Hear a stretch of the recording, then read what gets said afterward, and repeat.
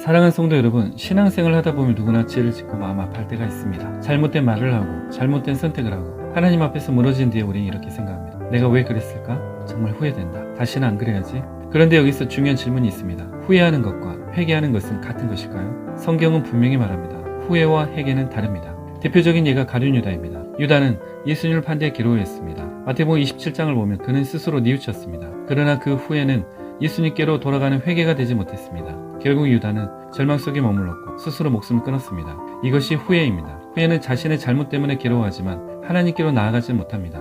후회는 죄를 슬퍼할 수 있지만 죄에서 돌이켜 생명의 길로 들어가지 못합니다. 후회는 나를 바라보다 끝나지만 회개는 하나님께로 향합니다. 반대로 누가복음 18장에 나오는 세리는 회개하는 사람의 모습을 보여줍니다. 그는 감히 눈을 들어 하늘도 보지 못하고 가슴을 치며 말했습니다. 하나님이여 불쌍히 여기소서.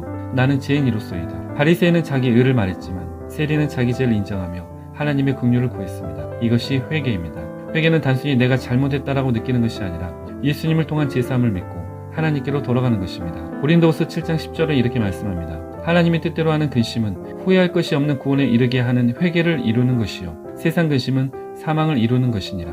이 말씀은 후회와 회개의 차이를 분명히 보여줍니다. 세상 근심, 곧 인간적인 후회는 결국 사람을 사망으로 몰고 갈 수 있습니다. 그러나 하나님 뜻대로 하는 근심은 사람을 회개로 이끌고 구원으로 이끕니다. 왜 이런 차이가 생길까요? 그 이유는 참된 회개는 인간의 감정만으로 되는 것이 아니라 성령님의 역사로 일어나기 때문입니다. 인간적인 후회는 잠시 울고 잠시 결심하지만 결국 다시 제자로 돌아가기 쉽습니다. 그러나 성령께서 주시는 회개는 죄를 죄로 보게 하고 예수님의 십자가를 바라보게 하고 하나님께 돌아가게 하며 삶의 방향을 바꾸게 합니다. 그래서 회개는 단순한 감정의 흔들림이 아니라 방향의 전환입니다. 죄를 미워하고 하나님께 돌아가고 다시 복음 붙들고 사는 것입니다. 사랑하는 성도 여러분, 건강한 영적 회복은 때로 인간적인 후회에서 시작될 수 있습니다. 죄를 짓고 마음 아픈 것은 필요합니다. 그러나 거기서 멈추면 안 됩니다. 후회가 성령의 회개로 이어져야 합니다. 내가 왜 그랬을까 해서 멈추지 말고 하나님 저를 불쌍히 여겨주십시오. 예수님 피로 저를 씻어주시고 성령님 제 삶을 돌이켜주십시오 라고 나아가야 합니다.